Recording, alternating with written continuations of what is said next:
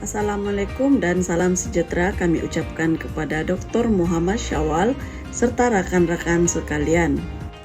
Kami dari Kumpulan 8 akan membentangkan tajuk cara-cara untuk meningkatkan penakulan dan tingkah laku moral pelajar dalam bilik darjah berdasarkan pandangan teori Kohlberg.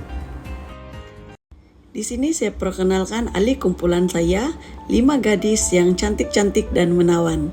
Yang pertama, saya sendiri, Femi Yusuf, nomor matriks P147587. Celestine Thomas, nomor matriks P152507.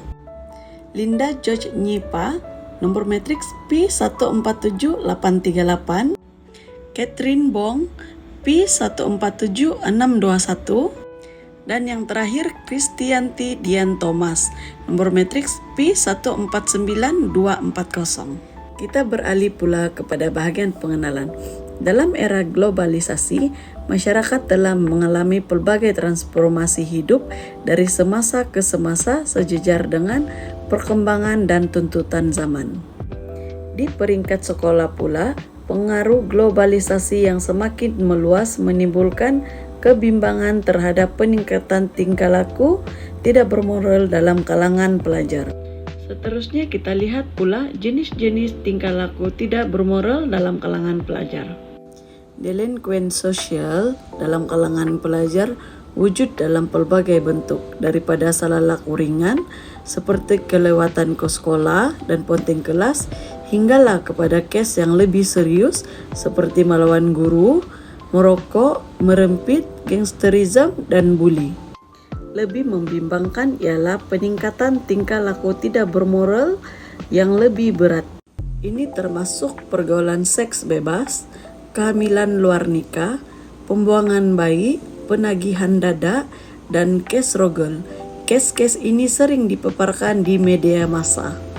Kita boleh lihat berdasarkan statistik kebimbangan, yaitu berdasarkan dapatan statistik daripada Polis Diraja Malaysia PDRM, sebanyak 6,897 kes jenayah seksual terhadap kanak-kanak dan remaja dari tahun 2018 hingga tahun 2020 didapati daripada pelbagai aplikasi media sosial, antaranya ialah WhatsApp, WeChat, Instagram, Facebook, Telegram, Bigo, Messenger, TikTok, dan Twitter. Selain itu, iklan pornografi yang dipaparkan di media sosial memberikan kesan negatif, bukan sahaja menyebabkan ketagihan, tetapi juga mendorong peniruan tingkah laku yang tidak senonoh yang ditonton sehingga boleh mengakibatkan jenayah seksual kepada kalangan pelajar. Seterusnya kita lihat tanggung jawab pihak yang terlibat dalam pembentukan moral pelajar. Yang pertama ialah guru dan sekolah.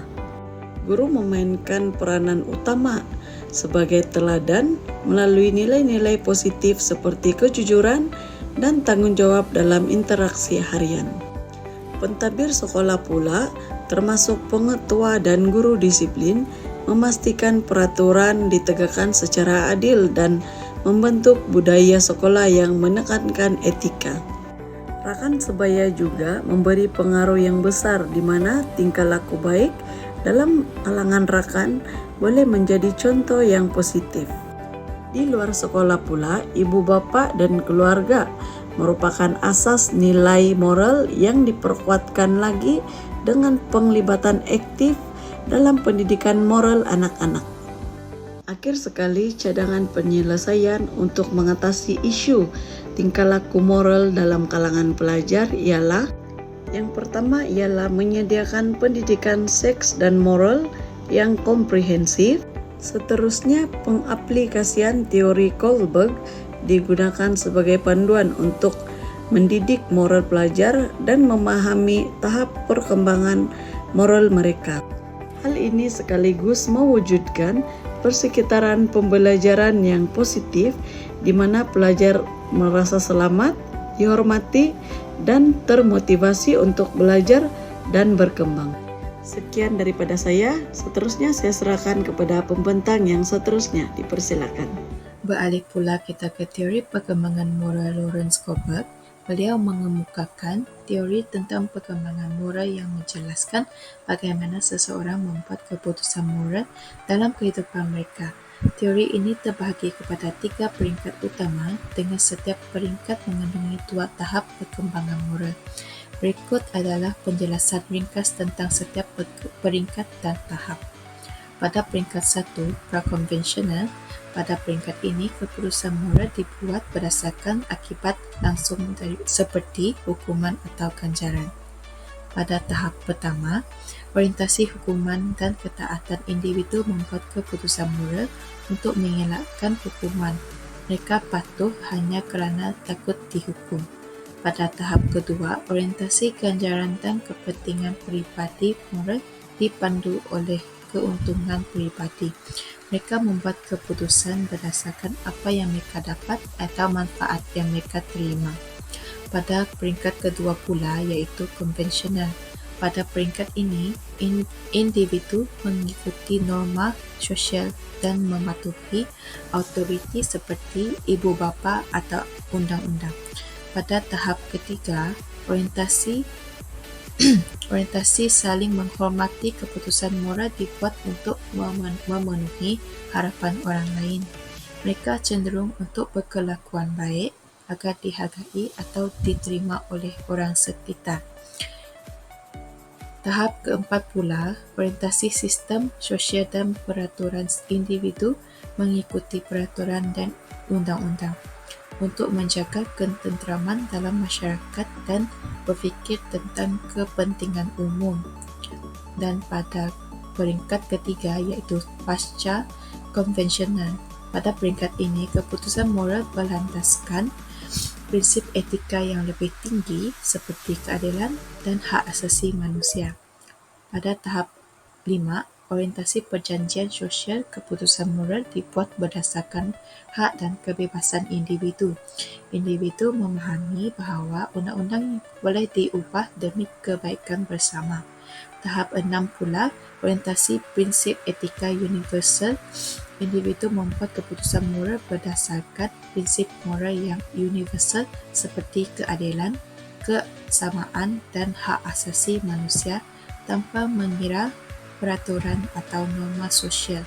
Sebagai kesimpulannya, teori Kohlberg menunjukkan bagaimana pemikiran moral seseorang berkembang bermula dari pemikiran yang sangat bergantung kepada akibat langsung hingga kepada pertimbangan nilai-nilai etika yang lebih mendalam. Seterusnya, aplikasi teori Kohlberg dalam pendidikan. Yang pertama, penggunaan teori dalam pendidikan. Teori Kohlberg mengenai perkembangan moral memberikan bantuan penting dalam memahami cara pelajar berkembang dari segi pemikiran moral. Dalam konteks pendidikan, aplikasi teori ini sangat berguna dalam merancang pendekatan yang sesuai untuk meningkatkan perkembangan moral pelajar. Pada peringkat sekolah rendah dan awal remaja, pelajar biasanya berada pada tahap prakonvensional dalam perkembangan moral mereka. Pada tahap ini, mereka lebih fokus kepada akibat daripada tindakan mereka seperti hukuman atau ganjaran yang diterima. Sebagai contoh, seorang pelajar mungkin memilih untuk tidak meniru semasa peperiksaan hanya kerana mereka takut dihukum atau mereka akan melakukan sesuatu yang baik sekiranya ada ganjaran yang ditawarkan. Namun, apabila pelajar semakin matang, mereka akan bergerak ke tahap konvensional dalam perkembangan moral mereka. Pada tahap ini, mereka mula mematuhi norma sosial dan peraturan yang ada bukan hanya untuk mengelakkan hukuman atau memperolehi ganjaran, tetapi juga kerana mereka ingin diterima dalam masyarakat dan menunjukkan rasa tanggungjawab terhadap kumpulan atau komuniti mereka. Pendidik juga mempunyai peranan yang amat penting dalam membantu pelajar melalui tahap perkembangan moral ini. Dengan memahami tahap moral pelajar, pendidik dapat merancang aktiviti pembelajarannya sesuai untuk merangsang pemikiran moral yang lebih mendalam. Sebagai contoh, pendidik boleh merancang aktiviti pembelajaran yang mendorong pelajar untuk berfikir tentang konsep-konsep seperti keadilan, hak asasi manusia dan prinsip moral yang relevan. Aktiviti seperti pembincangan kelas mengenai situasi moral yang kompleks atau kes-kes yang melibatkan dilema etika boleh membantu pelajar mengasah kemampuan berfikir secara kritikal dan membuat keputusan yang berdasarkan nilai-nilai moral yang betul. Dengan cara ini, pelajar bukan sahaja akan memahami konsep moral yang lebih tinggi, tetapi juga dapat mengembangkan kemahiran berfikir kritis yang penting untuk kehidupan mereka, serta mengamalkan nilai-nilai yang lebih bertanggungjawab dan adil dalam masyarakat. Sebagai kesimpulan, dengan menggunakan teori Kohlberg dalam pendidikan, pendidik dapat membantu pelajar berkembang dalam aspek moral melalui perancangan aktiviti yang sesuai dengan tahap perkembangan moral mereka. Ini bukan sahaja membantu dalam membentuk karakter pelajar tetapi juga membina masyarakat yang lebih bertanggungjawab dan beretika. Nama saya Celestine Thomas, bernomor metrik P152507. Saya akan membentangkan cara meningkatkan tingkah laku moral di tahap prakonvensional. Tetapi sebelum itu, saya akan menerangkan kepada Anda sedikit tentang apa itu prakonvensional, konvensional, dan pasca konvensional. Baik, pada peringkat prakonvensional, Kohlberg menggambarkan peringkat ini sebagai peringkat awal di mana murid mencari ganjaran untuk menghindari hukuman dan ianya melibatkan anak-anak prasekolah ataupun pelajar sekolah rendah yang berusia sekitar 2 hingga 7 tahun.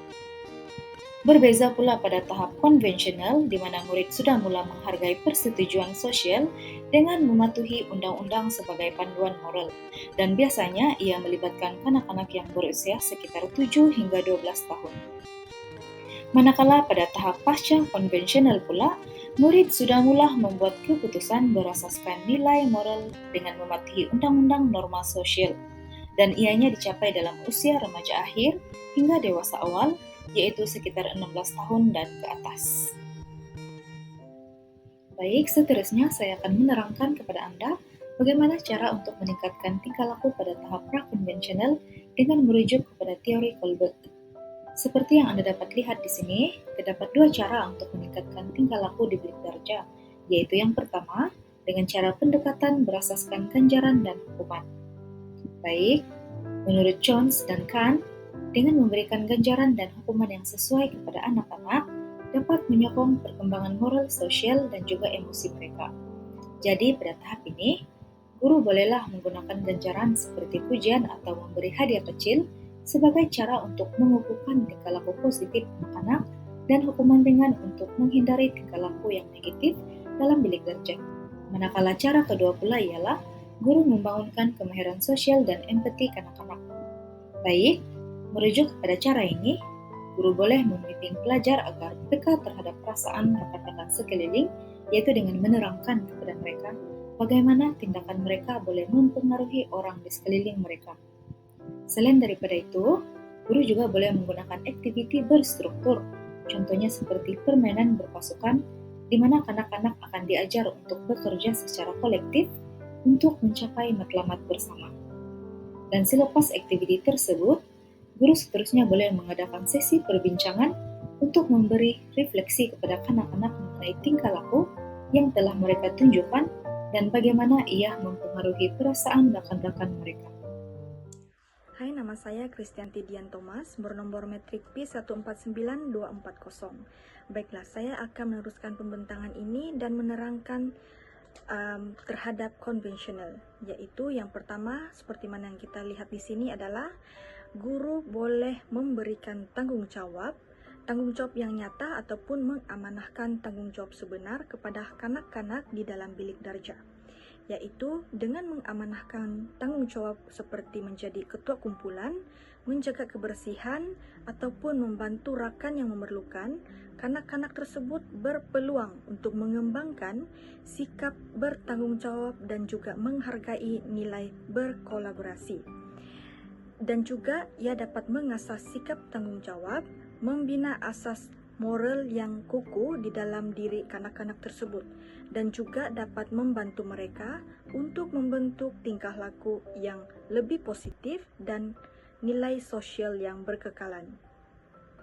Dan bagi konvensional yang kedua adalah membangunkan identiti moral melalui puji-pujian dan juga pengiktirafan, yaitu apabila guru memberi pujian secara spesifik seperti mengatakan, "Saya kagum dengan cara kamu membantu rakan sebaya tadi." Okey, pelajar mula melihat tingkah laku positif sebagai sebahagian daripada identiti diri mereka. Dan juga melalui pengiktirafan pula, jika seorang pelajar mengembalikan barang yang ditemui kepada pemiliknya, guru boleh memberikan pengiktirafan dengan mengatakan, "Bagus sekali, kamu menunjukkan kejujuran yang hebat." Seterusnya, saya akan meneruskan pembentangan ini mengenai pasca konvensional. Seperti yang mana yang kita lihat di sini, yang pertama adalah menggalakkan pemikiran kritis.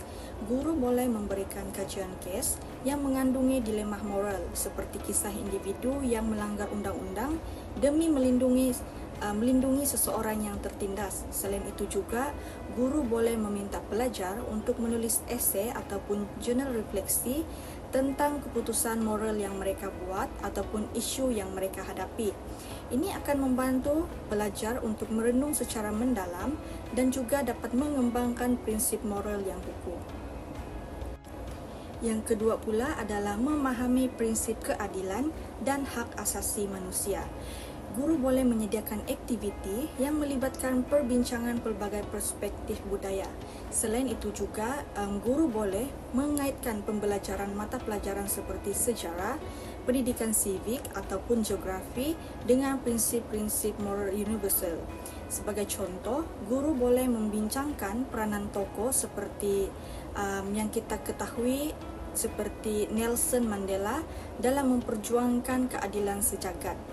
Hai, nama saya Linda Josnipa, metrik nombor P1478838. Saya akan membentangkan bahagian cadangan dan tambahan.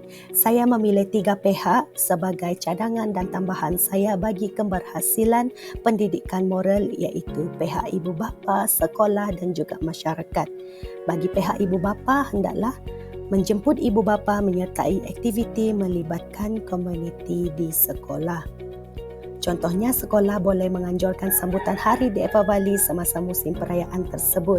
Dengan kehadiran ibu bapa, mereka dapat berkongsi tentang budaya dan kepercayaan yang berkaitan dengan perayaan ini kepada pelajar serta ibu bapa yang lain. Melalui pendekatan ini, pemahaman terhadap konsep dan kepercayaan agama serta kaum yang berbeza akan dapat dipupuk. Seterusnya, mendorong pelajar untuk lebih menghormati perbezaan budaya, menghindari sikap ejekan atau tingkah laku yang kurang sopan. Cadangan yang seterusnya adalah melibatkan sekolah, perlulah melaksanakan sistem demerit. Melalui sistem ini, pelajar yang sering menerima mata demerit akan dikenakan tindakan disiplin, sementara pelajar yang mengumpulkan mata merit yang tinggi layak menerima pengiktirafan. Bagi pelajar yang mempunyai mata demerit, mereka boleh mengurangkan mata demerit tersebut melalui aktiviti seperti membersihkan kawasan sekolah, mencuci tandas atau membantu guru dalam tugasan ataupun aktiviti harian. Melalui inisiatif ini, guru boleh mempertimbangkan untuk mengurangkan mata demerit dan memberikan mata merit sebagai ganjaran kepada pelajar berkenaan. Melalui inisiatif ini juga, pelajar akan lebih bersemangat dan bergembira untuk melakukan amalan baik kerana mereka hendak mengumpulkan markah merit tersebut. Ini disebabkan pelajar-pelajar tersebut ingin mendapat hadiah sekiranya mereka mempunyai mata merit. Implikasi ini secara tidak langsung akan mendorong pelajar untuk lebih berhati-hati dalam tingkah laku sama ada di dalam atau di luar sekolah. Oleh yang demikian, keberkesanan pendidikan moral di sekolah turut dapat dipertingkatkan melalui pelaksanaan semula sistem demerit ini. Dan yang terakhir adalah bagi pihak masyarakat, hendaklah bersikap campur tangan secara bertolak ansur. Pihak masyarakat haruslah mempunyai sikap peduli dan saling bertolak ansur antara satu dengan yang lain. Masyarakat yang berada di luar sekolah perlulah bersikap terbuka dan tidak mementingkan diri ketika berhadapan dengan situasi yang tidak baik. Contohnya, apabila ternampak ada murid yang ponteng sekolah dan merokok di luar waktu sekolah maupun ketika waktu sekolah. Dengan teguran ini, pelajar tersebut akan menjadi rasa takut dan gentar ketika perkara yang mereka lakukan dilihat oleh orang lain dan juga ditegur. Dan pelajar juga akan merasa takut untuk mengulangkan perbuatan yang salah itu di masa yang akan datang. Jika teguran tidak diendahkan oleh murid tersebut, masyarakat boleh mengemukakan laporan tersebut kepada pihak atasan seperti pihak sekolah ataupun pihak yang berkuasa. Pendekatan ini berpotensi untuk mendidik pelajar agar lebih berhati-hati dalam tingkah laku mereka sekaligus memupuk rasa bertanggungjawab walaupun ketika berada di luar kawasan sekolah. Selain itu, masyarakat sepatutnya tidak bersikap acuh tak acuh hanya kerana tiada hubungan persaudaraan atau kena rapat dengan pelajar yang melakukan kesilapan tersebut. Dan yang terakhir adalah kesimpulan. Di sini kita boleh nampak bahawa peranan guru adalah sangat penting bagi meningkatkan peanakulan dan tingkah laku pelajar. Hal ini saya katakan demikian kerana guru dapat menerapkan moral di dalam perbincangan kelas yang berpusat pada dilema moral untuk membimbing pelajar mengenal pasti nilai dan etika yang menyokong tindakan dan keputusan. Seterusnya, guru juga boleh menjadi teladan dan contoh yang positif kepada pelajar.